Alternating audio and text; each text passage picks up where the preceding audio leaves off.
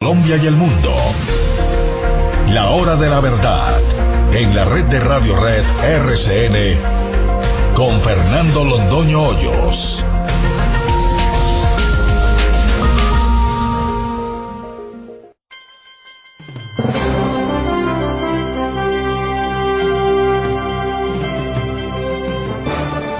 Muy buenos días.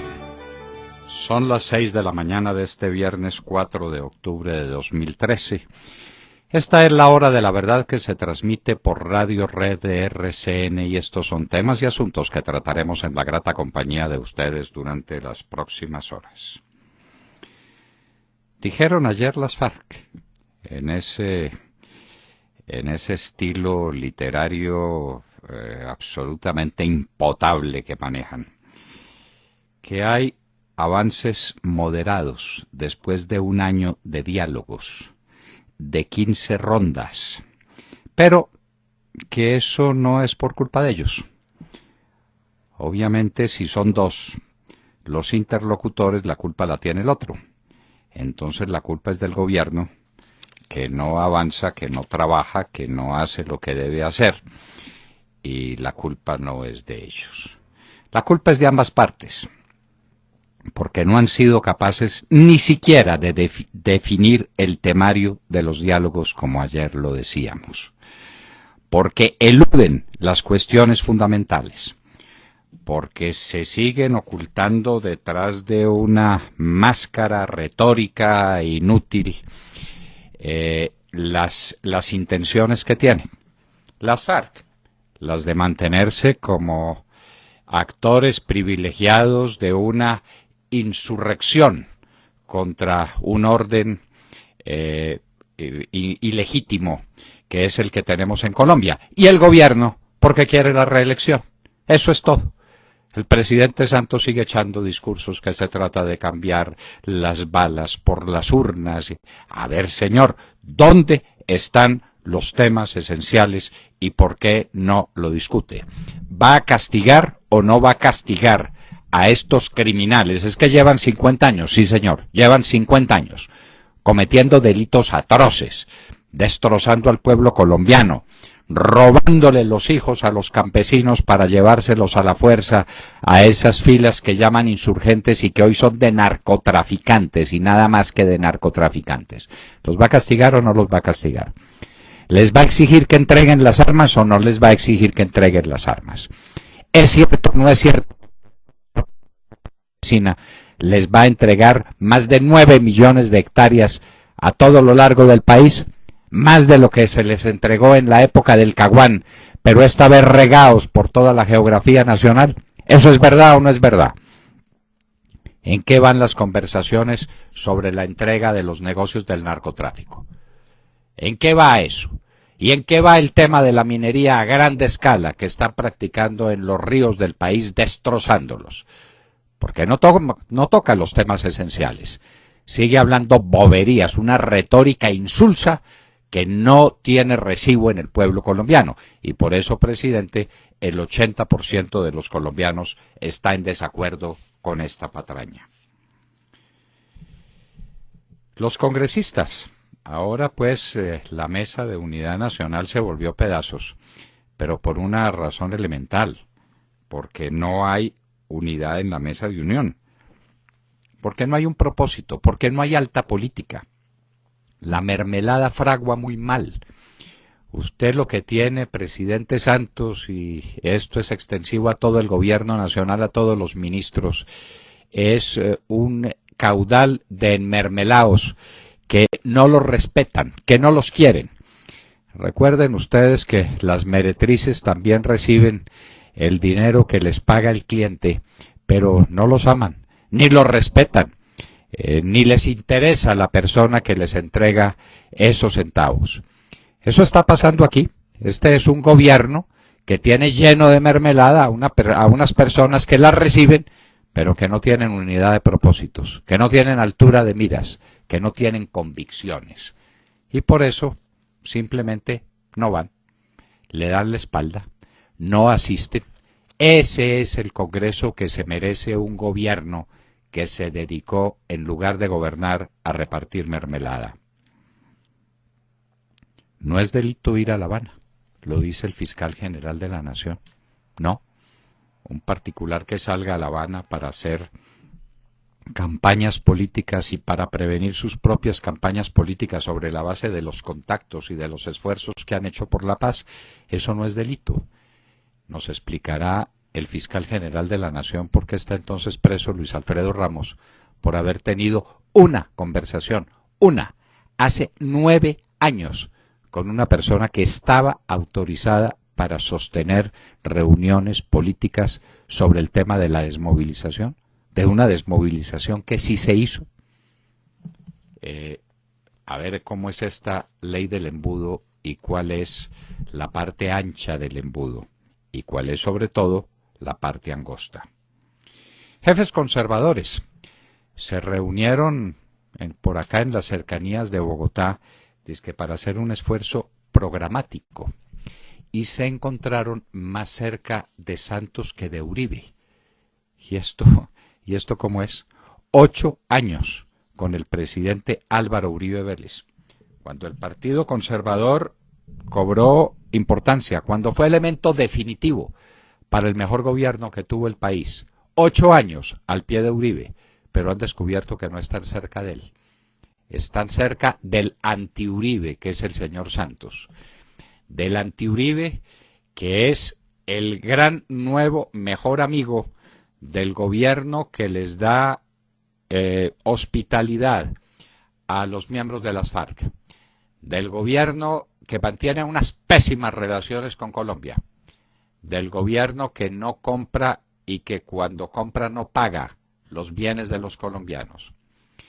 Ese gobierno del presidente Santos, que en todo contraría el gobierno del presidente Uribe, en estos diálogos inicuos con las FARC, en la neutralización de las fuerzas militares de Colombia, a las que tiene abandonadas, a las que tiene desmoralizadas. Ese gobierno es el que está más cerca del Partido Conservador. ¿Lo descubrieron ahora? Simplemente porque les da empleos y prebendas, como al señor Penagos, al que se fue a hacerle un homenaje a Manizales. Esa, desde luego, haciendo campaña política para la reelección. Esa es la cercanía ideológica del Partido Conservador con Santos. En Venezuela están diciendo que va a haber cárcel para Enrique Capriles. En su desesperación absoluta ante un país que ya no tiene ninguna fe, si alguna tenía, en este gobierno chavista, porque no tiene comida, porque no tiene energía, porque no tiene agua, porque no ve obra alguna, porque la salud es una catástrofe en Venezuela, porque no hay una sola obra de infraestructura. Por eso hay que tomar decisiones como la que ya tomó expulsando a los jefes de la delegación de los Estados Unidos en La Habana y ahora seguramente encarcelando a Enrique Capriles. No hay nada peor que un tiranuelo desesperado. Tensión entre Uruguay y Argentina por la famosa papelera que se está construyendo del lado uruguayo. Los ambientalistas contra la papelera. Tragedia de Lampedusa. Es una tragedia inmensa, es una tragedia gigantesca. Pero ¿qué hay en el fondo de esto? La gente del África que se lanza al mar detrás del sueño europeo. Aquí se habló por muchos años del sueño americano, de la gente que atravesaba desiertos y corría todas las contingencias con tal de llegar a los Estados Unidos, huyendo de México y huyendo de otros países latinoamericanos. Esa tragedia se está repitiendo en Europa todos los días. Tenía razón, definitivamente tenía razón, Guy Sorman cuando escribió su libro Llegaron los bárbaros. Aquí murieron unos cuantos, otros pasaron. ¿Cuántos pasan todos los días? Europa, víctima del éxodo africano. ¿Y por qué el éxodo africano? No es por falta de recursos naturales, es por los pésimos gobiernos, por la inestabilidad que no conduce sino a la miseria, por los ensayos que tuvieron de un socialismo fracasado, inepto, que hace que la gente desesperada prefiera tirarse al mar antes que quedarse en el África. El conflicto en Estados Unidos continúa. La cuestión de la deuda. Es que estamos ya a menos de 2 semanas del día en que los Estados Unidos tenga que declararse en bancarrota. Eso puede llevar a un verdadero desastre toda la economía del mundo. ¿Y qué pasa en las toldas del uribismo? El candidato de José Obdulio Gaviria, el doctor Francisco Santos, hace lo que le da la gana. Se inscribe cuando había convenio de esperar reuniones, una que se hará el lunes para definir una estrategia de consumo. El candidato de José Obdulio Gaviria, Francisco Santos, notifica que hace lo que le da la gana. Y él se pregona el hombre más leal de todos los que hacen política en Colombia. ¿Qué tal que fuera desleal? Cierre de importación de alimentos. ¿Qué va a pasar con el contrabando? Las decenas de miles de toneladas de arroz que pasan por la frontera con el Ecuador, ¿cómo las van a controlar? Con un decreto que cierra las importaciones. El contrabando de alimentos es una de los grandes problemas que tiene una economía que no es competitiva, porque como tenemos un dólar devaluado y tenemos un peso sobrevaluado, y como tenemos insumos mucho más costosos que en el vecindario, y como tenemos factores de inseguridad que no los hay en los países vecinos, nos están inundando de alimentos. Las FARC definitivamente están en plan de paz, es decir, ¿quién lo duda? Ayer volaron el oleoducto trasandino y volaron 5 torres de energía en el departamento de Nariño.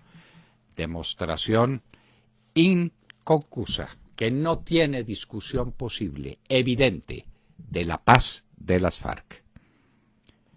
Rusia evacúa sus diplomáticos de Libia. Y Amnistía International dice que Qatar no puede ser sede del Campeonato Mundial de Fútbol porque allá en Qatar hay esclavitud y abuso laboral. Y en Hoy en la Historia recordaremos cómo en el año 52 a.C. se libró la batalla de Alesia, una de las batallas más impresionantes de la antigüedad. Julio César. Las obras civiles construidas por Julio César para defender su ejército en unas cuantas semanas. Obras de más de 40 kilómetros de circunferencia alrededor de Alesia. Les contaremos esta historia, prodigio de la ingeniería y prodigio del talento militar de uno de los militares y políticos más importantes de la antigüedad, Julio César. De todo esto y de mucho más hablaremos con ustedes en las próximas horas, en la hora de la verdad. Buenos días, pues ese tema parece hecho para el ambiente político que vivimos, como anillo al dedo, dirían algunos. Bueno, la mala fama del Congreso, que como ustedes saben, sale con una popularidad casi similar a la de las FARC. Y no es invento mío, lo dicen las encuestas. Pues yo creo que eso no es gratuito. Los acontecimientos de los últimos días, con la frustrada reforma a la salud y la ausencia de los legisladores, yo creo que no es algo excepcional como nos quieren hacer creer. Nos presentaban en televisión unas imágenes en donde se veía el Congreso casi vacío. Y lo peor, cuando hablaba el ministro, creo que era, no recuerdo muy bien quién era, nadie prestaba atención, hablaban unos con otros como niños indisciplinados. Dicen que era un general de la policía que estaba hablando del problema de las barras bravas y del problema de orden público que ello supone. Un problema fundamental para el país. Claro. No por los partidos de fútbol, porque eso es la indicación de lo que está ocurriendo en Colombia. De una juventud que no tiene horizontes, que no tiene formación, que no le importa nada. Entonces son unas reflexiones muy profundas y muy serias que hacía este general de la policía en medio de la indiferencia total de los parlamentarios porque no les estaban hablando de la mermelada. No, indiferencia y falta de respeto, porque si no estuvieran prestando atención es grave, pero lo peor es que estaban charlando unos con otros. Bueno, pero me cuentan que eso es bastante habitual. Y yo creo que ese es el síntoma de lo que dijo precisamente el precandidato por el movimiento Uribe Centro Democrático, Óscar Iván Zuluaga, que ayer en estos mismos micrófonos dijo que el gobierno de Juan Manuel Santos no tiene legitimidad y como dijo su mismísimo ministro de Salud, Alejandro Gaviria, ¿recuerdan? Que yo creo que ahí sí se pegó un tiro él mismo porque dijo que este es un problema de gobernabilidad, pero de gobernabilidad del gobierno, porque a quien le corresponde dialogar, socializar y convencer a los congresistas de las bondades de la reforma es precisamente a él, al ministro de Salud y a su ministro de Interior, que salió a dar una explicación todavía más alucinante. Dijo que ahora los legisladores ya no saludan diciendo que hubo, sino que hay. Sí, o sea, como diciendo, ¿qué mermelada tiene para mí? Y que un ministro diga que hay un problema de gobernabilidad, pues dice mucho, ¿no? Sí, bueno, es muy grave. De modo que ese ¿sí? No, usted conoce una lista que uno podría hacer de grandes tribunos en la historia, empezando por Marco Tulio Cicerón, siguiendo por Emilio Castelar. Puede pasar por aquí, por Colombia, y darse una vueltica por Alberto Lleras Camargo, por Fernando Londoño, por Carlos Arango Vélez. En esa lista no va a estar el actual ministro del Interior, ¿no cree? No sé, no creo. No. Por ahora. No. Es sencillamente lamentable. Es sencillamente lamentable. Es que si no hay una alta política y no hay quien exprese esa política alta y noble, pues no vamos a tener un Congreso dedicado y no vamos a tener un Congreso ejemplar. Yo lo llamé en su momento el Congreso admirable. Había que ver lo que era ese Congreso de comienzos del presidente Uribe, con mucha oposición, con una oposición seria y dura, la que hacían, por ejemplo, Carlos Gaviria y Jorge Enrique Robledo y los miembros del Partido Liberal de entonces. Había controversia. Mire, no había una curul vacía, Montserrat, y se oían volar las moscas en el recinto del Congreso. Pero había que ver la política. Había que ver a los congresistas más destacados, con Óscar Iván Zuluaga a la cabeza, habrá que decirlo, cómo estaban aplicados y dedicados a una plataforma legislativa que se sacó íntegra, sin un tarro de mermelada. No había mermelada para nadie. Lo que había era austeridad, repartiendo la pobreza y tratando de reconstruir un país que había quedado en ruinas. Y mire usted, ese era el Congreso admirable. Y el Congreso de hoy, lleno de mermelada, es el que usted describe. No, yo entiendo lo que usted dice, el tema de la política, pues ha perdido interés. Pero de todas formas estos señores les pagan para eso. Y si se aburren, tienen dos opciones. O renuncian o se quedan en sus curules y dan la talla. Lo mismo me pasa a mí. Si yo me aburro y no quiero estar aquí, me voy. Si me quedo es con todas las consecuencias. O sea, a mí sí me parece, al margen de que se esté haciendo alta política o no, que no se está haciendo, ¿no? A mí me parece que ese notición ejemplar de que descontarán un día de salario a todos los legisladores que no acudieron a debatir la reforma a la salud, pues no es nuevo, la verdad. No es nuevo ni es un invento del presidente del Congreso. Es la ley. La pregunta del millón es ¿por qué aplican la ley solo cuando sale el presidente furioso porque su reforma a la salud se quedó atascada? Pregunto, una reforma que yo creo que vale la pena recordar que no es la primera. En este gobierno, en el 2010 ya hubo una, hace 4 meses hicieron una ley estatuaria y es una reforma que no convence a muchos, empezando por los propios médicos, que a través de las asociaciones científicas y la academia en general han manifestado que les gustaría que aplazaran este debate, esta reforma, hasta pasar esta borrasca electoral que no creen que es conveniente, en medio del proceso electoral no creen que es conveniente. Tampoco les convence a las EPS, como saben ustedes, y a los laboratorios que dicen que están muy activos haciendo lobby. Y hay puntos de la reforma que tampoco convencen, como la idea de transformar las EPS y la idea de crear también un fondo único para la administración de recursos, que sería un monstruo que puede ser o muy eficiente o un desastre. eso ya depende, ¿no? Pero sería un gigante. Y con esta reforma también pretenden darle más participación a los entes territoriales con la participación de empresas mixtas.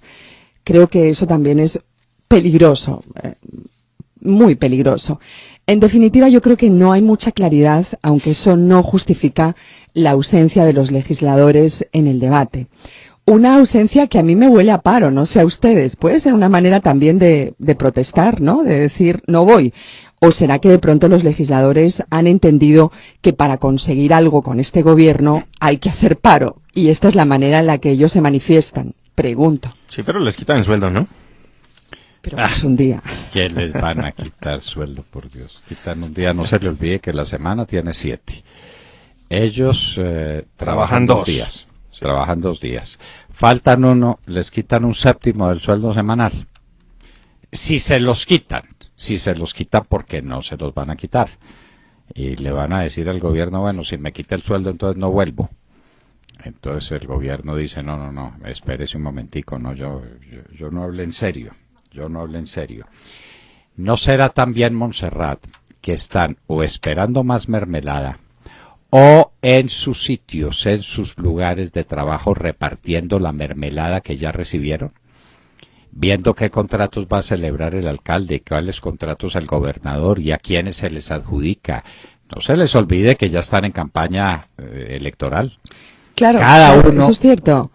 Claro, sí, claro. Eso es cierto, pero hay algunos que están diciendo que no, el gobierno no les ha cumplido. Cuando dicen eso no se refieren solo a la mermelada como la entendemos, se refieren a promesas que hicieron y a compromisos que hicieron con las regiones y salieron con nada. Entonces, evidentemente los que quedan mal son los legisladores. Ahora, la pregunta es ¿por qué no dijeron eso antes? ¿Por qué no salieron a protestar? ¿Por qué sencillamente no aparecen en el debate? Es complicado y yo insisto, creo que ese es un tema de gobernabilidad. El gobierno de Juan Manuel Santos perdió esa gobernabilidad y por eso no consigue reunir a todos los legisladores para esa reforma a la salud, que yo creo que cada vez la veo más lejana y no la veo muy convincente, la verdad. Cuando usted pone 2 ladrillos y los deja ahí, viene un viento y se los lleva. Tiene que poner un material que cohesione, que frague y que los haga compactos, ¿cierto? El cemento fragua, y entonces puesto entre los ladrillos convenientemente queda fraguado, queda compacto. La mermelada no fragua, Montserrat. La mermelada no fragua. El dinero no compromete, el dinero no obliga. Obliga simplemente mientras lo reparten. Una vez repartido, el dinero recibido lo que crea es una corriente recíproca de vergüenza. Del que pagó por la paga y del que paga por pecar. De los dos. Claro. Ni el gobierno siente que tiene legitimidad, porque todo lo que ha hecho para conseguirlo es repartir el dinero de todos los colombianos para que llegue a esta gente sin importarle qué es lo que se haga con ese dinero, pero tampoco compromete al que recibe. La mano que recibe dinero, cuando no hay legitimidad en la entrega del dinero, no es una mano agradecida, se desprecia. No olvide cierto negocio que se hace con ciertas mujerzuelas desde épocas muy antiguas. Ahí no se crea una corriente de respeto y una corriente de admiración. No hay nada más despreciable que la actitud de los dos, del que paga por pecar y de la que peca por la paga. Y eso es lo que pasa en este gobierno y esa es la mesa de la unidad nacional. El gobierno peca pagando y los que reciben pecan recibiendo, pecan por la paga. Entonces, ahí se hace política, ahí hay unidad de propósitos, ahí hay sinceridad en el ejercicio de esa política, ahí lo está viendo usted, Montserrat. ¿Qué le vamos a hacer? Sí. No, y los colombianos también lo ven y así lo manifiestan en las encuestas cuando puntúan al Congreso y le dan una calificación nefasta. Y cuando puntúan al gobierno también. También. 21 el gobierno y el Congreso anda por ahí. Sergio Gel. Doctor Londoño, pues mientras en Colombia los congresistas no van a su lugar de trabajo, en Estados Unidos sí que está lleno el Capitolio. Por supuesto, seguimos pendientes del debate en los Estados Unidos sobre el techo fiscal.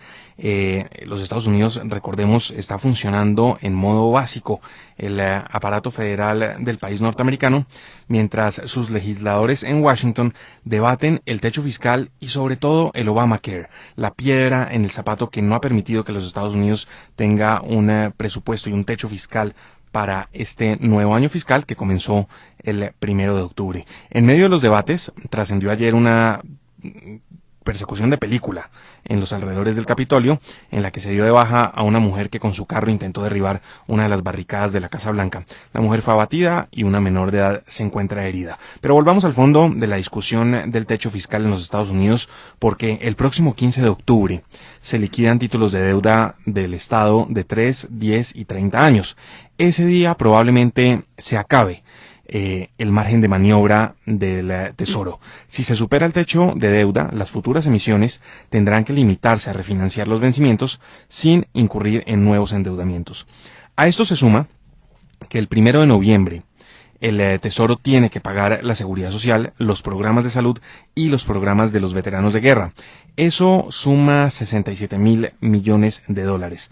Con eso ya probablemente se agotan las reservas de efectivo de la Administración Federal y a partir de ese momento el Tesoro podrá pagar sus facturas solo cuando reciba los pagos de impuestos. El 15 de noviembre además tiene que pagar 31.000 millones de dólares de intereses de deuda. Si no se pagan completamente, Estados Unidos estaría en lo que se llama una situación de impago, es decir, entraría en un default, una situación verdaderamente grave no solo para Estados Unidos, sino para la economía mundial.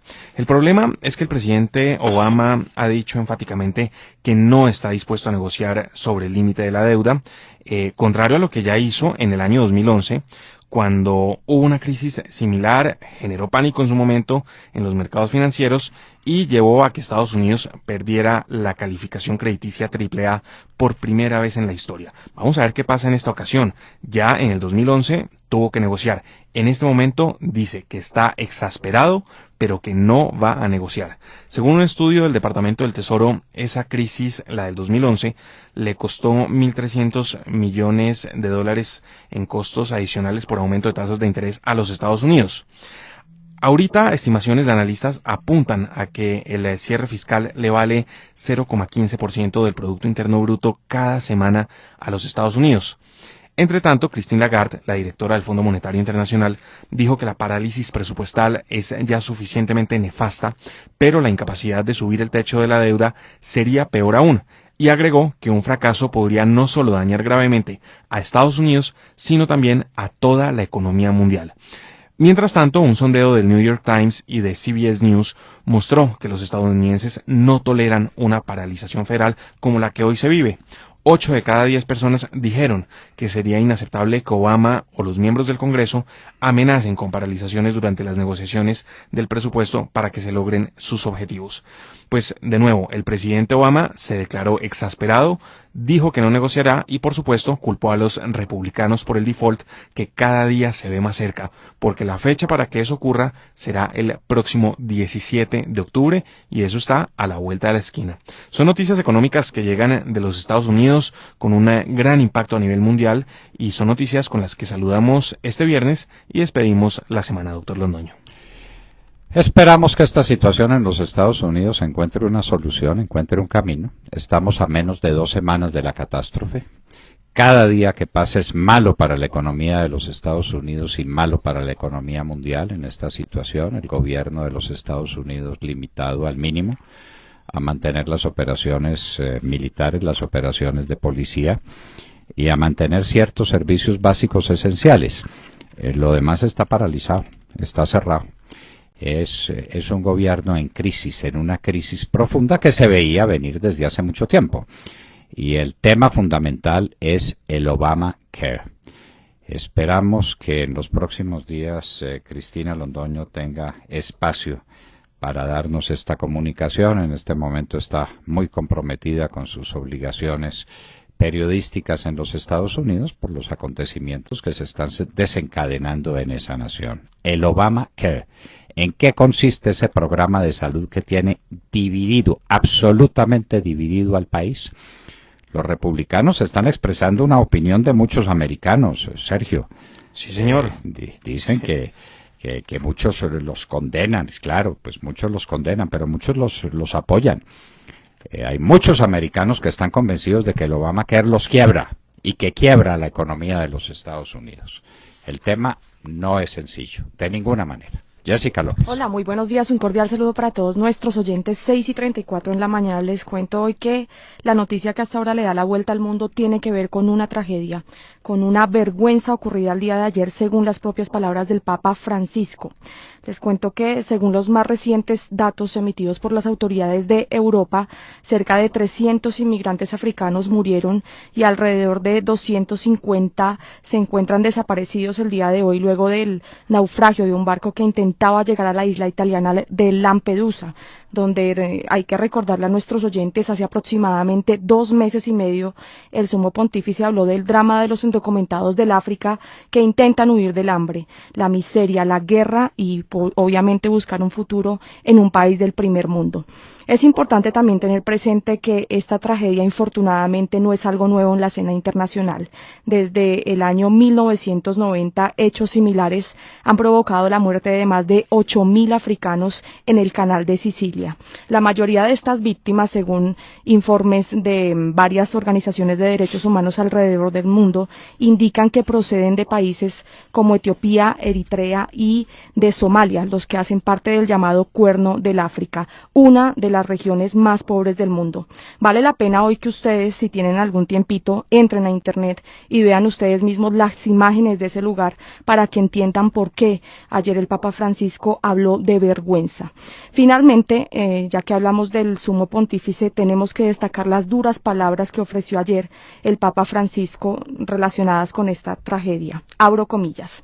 Este es un mundo salvaje que no da trabajo, que no ayuda, al que no le importa si los niños que mueren de hambre, si hay gente que huye de la esclavitud buscando libertad y que encuentran muchas veces la muerte, como ocurrió ayer en Lampedusa. Cierro comillas. Y el mensaje claro del Papa para terminar esta noticia es: la mundanidad es la lepra, es el cáncer de la sociedad. Bueno, pero hay que ir desde luego al fondo de las cosas, ¿no? Lo de Lampedusa, por supuesto, es una tragedia que desgarra el corazón. Pero esa gente viene desesperada, enloquecida, prefiriendo cualquier riesgo a quedarse donde están. Sí, lo dijimos en la noticia, la situación que ellos viven en esos países, en los 3 concretamente que mencionamos, Etiopía, Eritrea y Somalia, es lamentable. Allá viven muchas sequías, los gobiernos son totalmente corruptos, también hay, digamos que actividad de grupos, varios terroristas, la Al-Shabaab tiene varias ramas allá en esos países y la situación es lamentable, no tienen que comer. Y lo que yo les digo, más habla una imagen que 1000 palabras. Ustedes, si tienen la oportunidad, yo los invito de verdad muy cordialmente a que entren a internet y vean las imágenes de lo que ocurre en el Cuerno de África, para que entiendan por qué es que esto está ocurriendo en Europa, por qué ocurre esto con los inmigrantes que pierden la vida mes a mes, porque esto ocurre mes a mes allí. Los malos gobiernos, la corrupción galopante, gobiernos tiránicos, despóticos, con siempre o casi siempre con las proclamas de socialismos, de igualdades, lo que terminan produciendo es miseria que conduce a estos espectáculos desgarradores. Ese es un tema pavoroso que la humanidad tiene que considerar muy de cerca. Mire usted pues las cosas que están ocurriendo en África y las cosas que están ocurriendo como consecuencia de eso que pasa en el África. Terrible, es una gran vergüenza, Francisco lo dice. Pero de ahí tenemos el resultado. Están llegando los bárbaros a Europa, a una Europa que no es capaz de recibirlos, a una Europa que no es capaz de absorber esa masa inmensa de personas que llegan procedentes de una subcultura, que no llegan a hacer grandes aportes, al contrario, a exigir, a pedir, a buscar una forma de vida que cualquiera es mejor que la que han dejado atrás. Es que eso es lo doloroso. Usted ve esos suburbios de París y los suburbios de las grandes ciudades europeas donde se vive en condiciones infrahumanas, infinitamente mejores que las que tenían en el sitio de donde salieron. Es una situación supremamente complicada. ¿Cuánto tiempo va a resistir Europa? Un continente que no está creciendo, la población europea no está creciendo. Entonces, ¿qué es lo que está sucediendo en Europa? ¿Qué es lo que está sucediendo en el mundo? Son fenómenos dramáticos que no revisamos a tiempo. Entonces, Jessica, tenemos la tragedia de Lampedusa, que es la punta del iceberg o el elemento revelador de una tragedia mucho mayor. Y lo que dice el gobierno italiano, doctor, hace 2 minutos que estoy leyendo aquí, es que pide que no lo dejen solo. Dicen que le pide a la Unión Europea concretamente alcanzar una política de inmigración comunitaria, porque lo que usted dice, tienen un problema en África, pero se les traslada a Italia. Entonces está pidiendo, por favor, atención urgente por parte de la comunidad europea. Bueno, entonces esa pues es la situación.